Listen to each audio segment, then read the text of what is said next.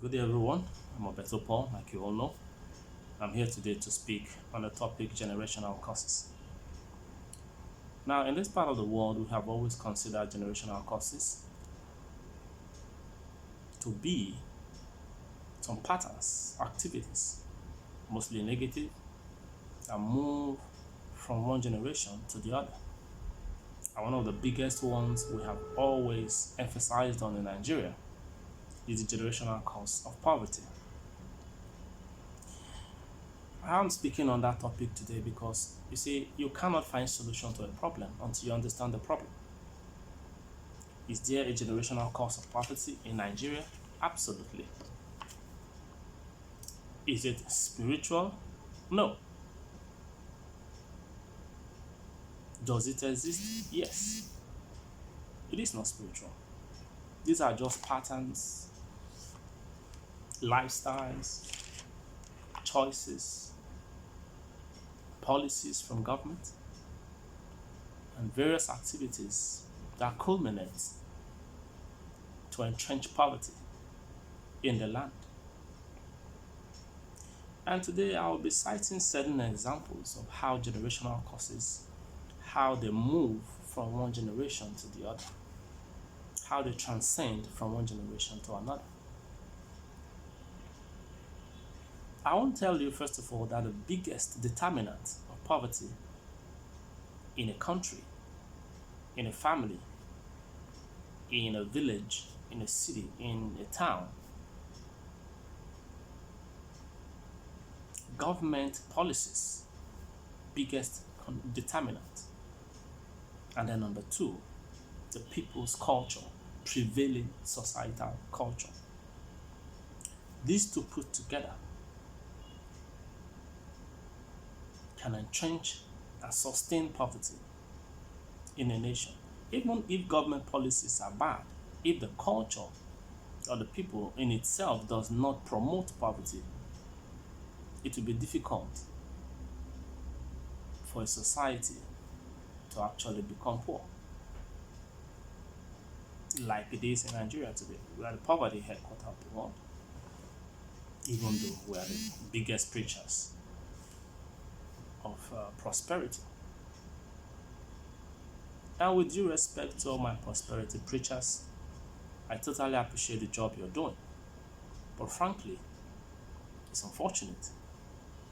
And I'll say this clearly, without batting an eyelid, that many prosperity preachers do not understand what prosperity is. I'm sorry. And many of prosperity preachers do not understand what poverty even is. In this part of the world, we see poverty as a spirit. And we see money as a spirit. Maybe only in Nigeria, but elsewhere they are not. So, what then is poverty? And how does it become a generational cause? Poverty is nothing else but the sum total. Sum total. You sum the total behavior of everybody in a particular locality. By the time you put everything together, the result you get is either wealth or poverty. Sum total of everyone's behavior. Sum total of everyone's behavior. By the time you sum up everything together, what you get is either wealth or poverty. That's why I tell you the biggest determinant of poverty, apart from policies, the culture is the next. So, policies, of course, shape culture, and culture shape policy, because our leaders are not from the moon, they are from amongst us. So, things they value, things they cherish, will also determine their own line of policy. And the things the society cherish and society values will determine the societal line of cultural behavior.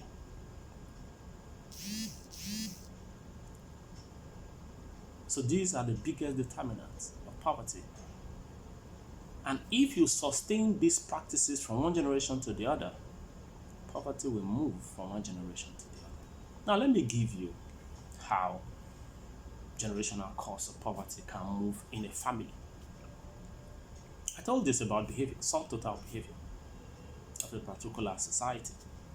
Now, let's look at a family unit, for example. Let's go back to the 50s. Polygamy was a crave. Everybody,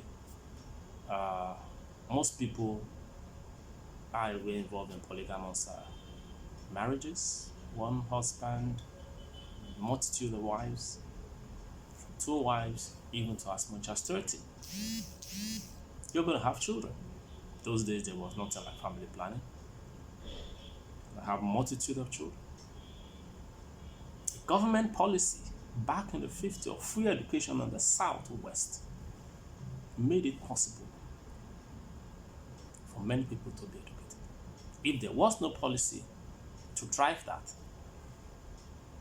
education would, in the South, would have been very similar to what we have in the North, even today. But thanks to the likes of Awolowo and co, who ensured children went to school. I learned those days parents could even get arrested if their children were found wandering in the streets during school hours. So this government policy helped to promote, exit from poverty in the Southwest by providing education. In the Southeast, government policy again, not free education this time, but certain people said no, everybody mustn't go to school. If you want to go to school, you can go. If you don't want to go to school, go learn a trade as per government policy. It was compulsory. Learn a trade and you go to school. Choose one.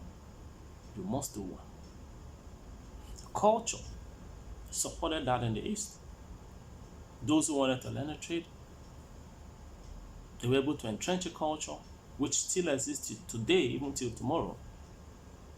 Young ones who want to learn a trade can learn a trade, bringing in nothing, stay with the boss, get training, get skills, get knowledge for a particular number of years. And then your boss doesn't just open the door and tell you you are through with your training, you've graduated, go home. No.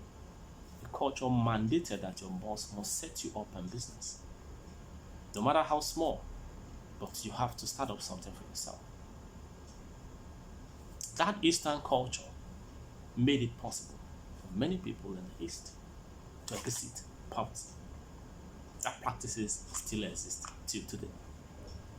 So this is how government policy and our cultural behavior can help us exit poverty. So it's not about spirit or this and that. But if you look at the North, there seems not to be a cohesive policy to change dynamics in the society from the government angle. People just existed the way they like, nomadic life, whatever, do as you please. Till today, there is no clear-cut policy on how to solve the poverty challenge in the North. You can go and check the figures. In some part of the North, we have states that are more than 80% below poverty line in terms of citizen population. In other states, you have millions of children roaming the streets. We call them al-majri. That's the way it is.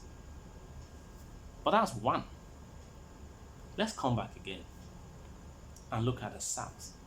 Even though there is no government policy to mandate men and women to marry a wife, as in marry one wife, people have evolved the culture of having smaller families on their own. Perhaps due to education, right? A lot of people have been able to understand that you see, with the smaller family size, the little income I have, I'll be able to give my children the best of upbringing, and that of course would help them become better than myself. Other than the North, four-wife policy, it's not government policy anyway. Four-wife cultural practice still persists till today. Whereas in the South, it's more of one-wife cultural practice today. Of course, also in the South, we have largely embraced family planning. So even with the one wife, we still try to manage the number of children that are born. Fortunately, in the North, with four wives, there is not much one can say about family planning in the North. It's still very minimal. I'm not saying it doesn't exist at all, but on the average, it's a lot lower than what we have in the South. One should ordinarily expect that with a four-wife, they should have more grip on family planning, making it impossible for maybe a wife to have more than two children. But it's more likely to happen in the South than in the North. In the North, we still have women who get married before 18. It's on record that at least 50% of girls in the North are married off before they turn 18. Whereas in the South, the average marriage age for ladies may be 24 on the average. That gives them time to learn a skill, learn a trade, go to school, and all that. But in the North, we're privileged to finish secondary school before getting married. So, these are the dynamics, the indices, or the factors responsible for making Nigeria the poverty capital of the world. And until we set up policies, practices that will be able to tweak these behavioral patterns, the generational poverty will continue to persist. I'm looking at the society as a whole, but let's leave the society alone and go to individual families. What are the practices and the patterns in your family?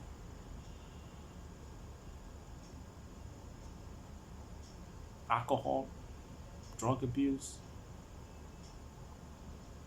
squandering of resources, improper planning, lack of focus. All this contributes to entrenching poverty, even in individual families. I'll give you an example. Let's look at two families in the South, working in the same office, earning the same salary. One man, one wife, 4 children. One man, one wife, 4 children. Same number. If you give these two people a chance to work in this company for 5 years, at the end of the 5 years, if you go back to the families to measure performances between each family, you are most likely to find disparity.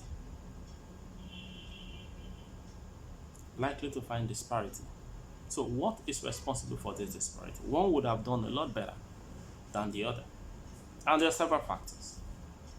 Extended family factor is there. So I'm not here to blame individuals as saying you will not be responsible. But there are factors of extended family. So if you happen to have more number of dependents outside your nuclear family, you may not do so well, like the other person who have less member. Or if the other person have less dependence from outside on the little resources, then he will have some resources, more resources for his children. I'll give you a practical example. I have working class parents myself. At my age, my mom is working. She does not need much from me. If I send her anything, she's grateful. If I don't, she's fine. She's a civil servant, even at my age. My mom is still a civil servant.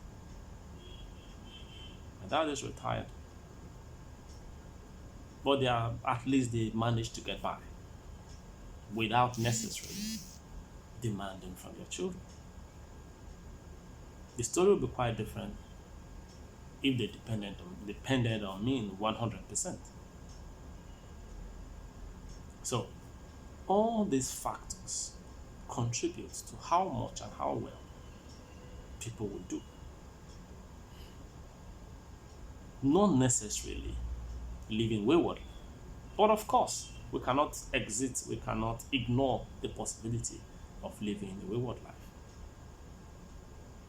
Having girlfriend as a married man, side chick, using the hotel, doing this and doing that, you're getting involved in drugs, gambling, alcoholism.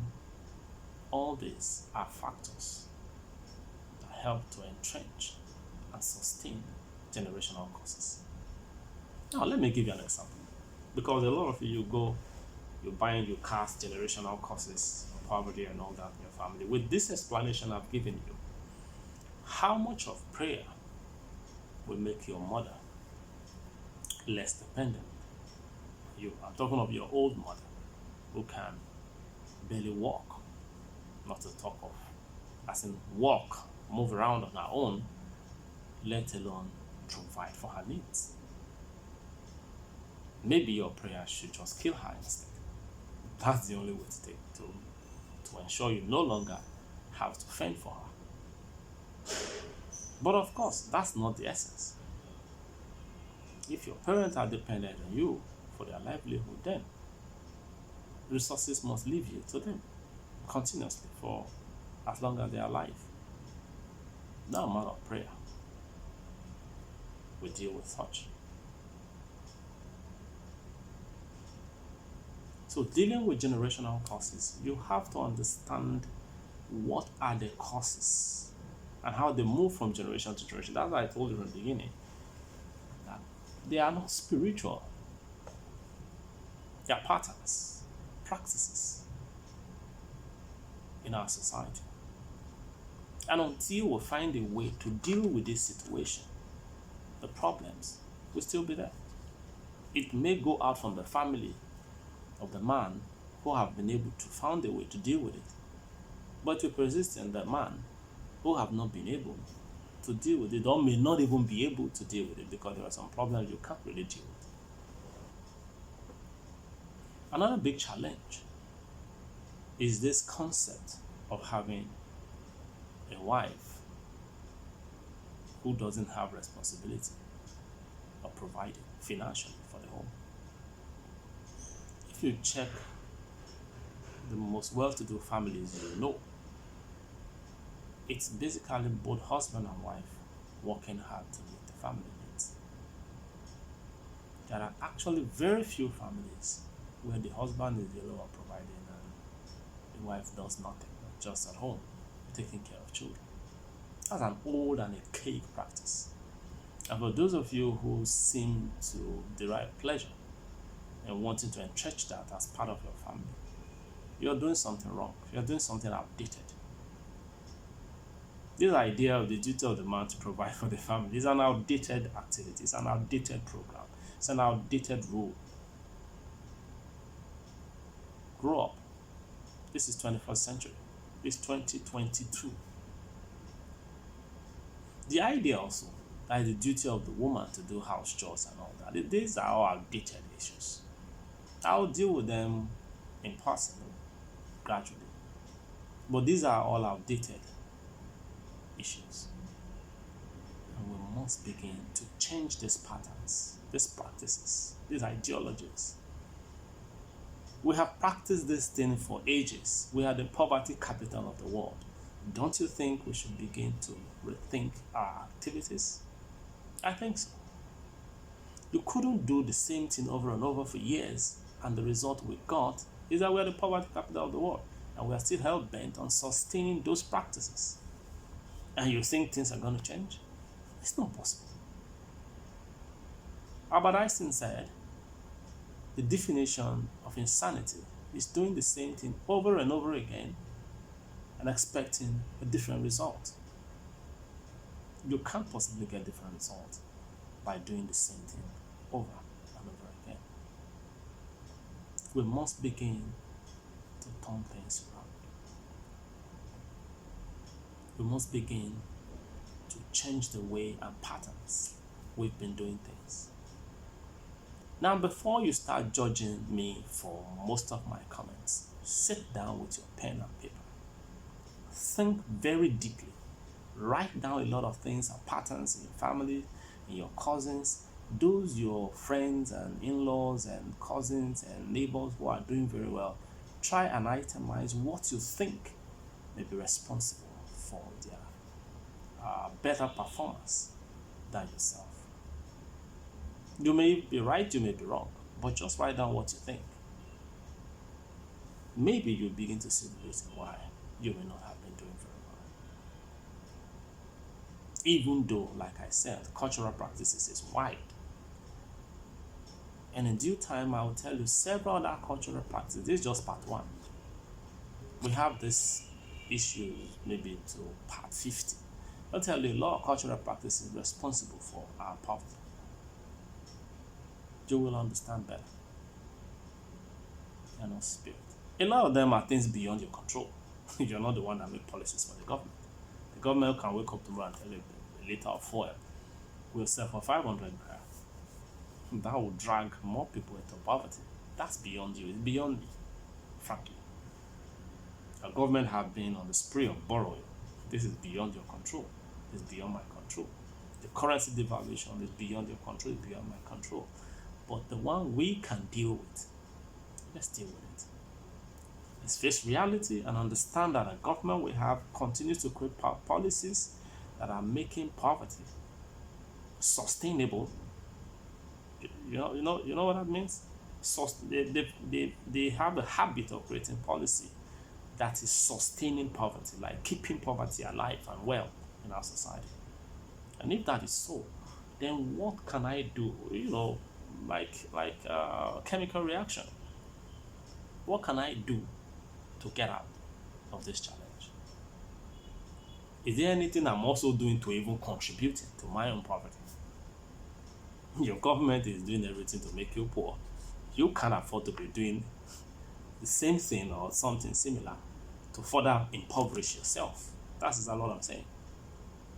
If they are doing everything to make you poor, what are you doing to ensure that at least you keep your head above the water?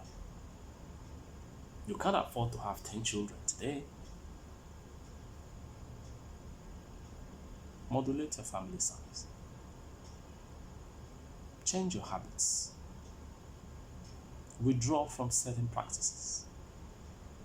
Modify the way and pattern you do your things. You don't have to live in expensive, highbrow area. Such funds can be invested. Weddings you don't have to gather the entire city because you're getting married. These are expensive ventures. We should begin to look at ways to save funds, so free up funds for investments. That's the only way. The 5 million you have budgeted for your wedding this year, if you invest 4 million, I'm sure it will go a long way. You can't be working and saving all your money for years just to get married. Burn it up in one day and start from the scratch. Don't forget, when your wife gets in, pregnancy will likely follow. These things need money. I wish you well. Criticize me, you're free. Castigate me, you're free. Make your comments, but be as civil as possible. Let's work together to make 2022 a better year for us. Thank you, and God bless you.